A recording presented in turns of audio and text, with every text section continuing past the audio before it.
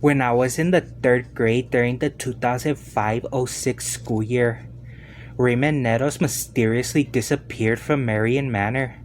He was not seen at all that year, and at the beginning of the 2006-07 school year, 4th grade, he still wasn't at Marion Manor, but at some point he came back before once again disappearing. While Nettles was off the radar, a new bully came and his name was Benny Diaz.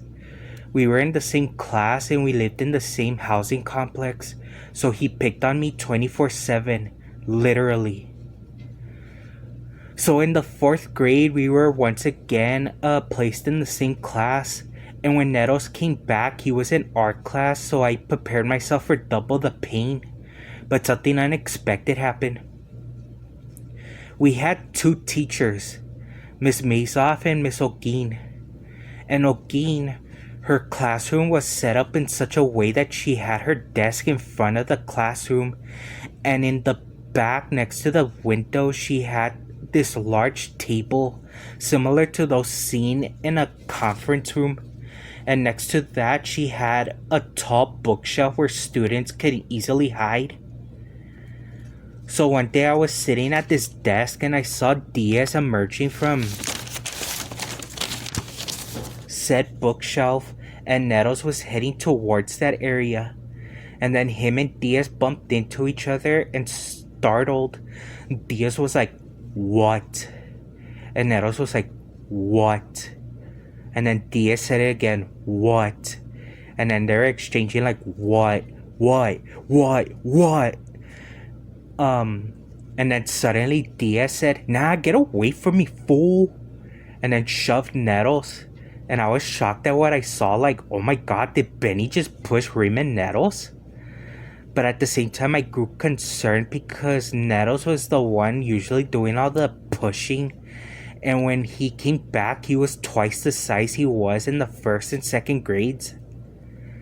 So needless to say, in response to being shoved, Nettles shoved Diaz back, and then they were like, "Don't mess with me, fool. Don't mess with me." And me just looking at them, I was like, "Yeah, don't mess with Benny." And then Diaz was like,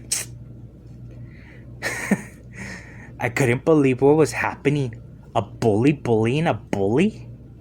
But at the same time, I was like, nah, it can't be. Something seems sus about it. Anyway, although nothing else happened, Diaz was often annoyed by Nettles.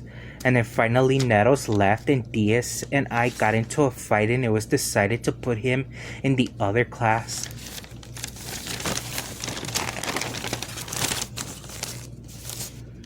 Then in the 5th grade, Nettles came back and me and him were in Miss Thomas' class, whereas Diaz was in the other class. Nettles, who was usually a bully, decided to be acting like a thug in rebellion. One day they announced on the intercom that any student who had to go to daycare after school would have a bus to take them to their daycare. Nettles went to daycare, and obviously he was embarrassed by the fact, and as they were announcing it, Nettles was mouthing to either Oscar Hinojosa or Hector Gomez that he wasn't gonna go. The next day, they announced that one student did not attend the bus, and Nettles was laughing to either Hinojosa or Gomez. Later that day, the teacher that Diaz had, Gonzalez, came to art class and asked who was the one who got into a fight with Diaz the day before. Nettles identified himself and briefly explained that the previous day, Diaz had supposedly pushed him and he fell and hit his head on the concrete, and that he had a bump. So Nettles and Thomas went to talk to Diaz with Gonzalez in the hallway. Thomas left the door open and they were talking loud enough where we could hear everything. Then the only thing I heard was Diaz go like, "No, that didn't happen. He did that to himself." Because we were just like right there.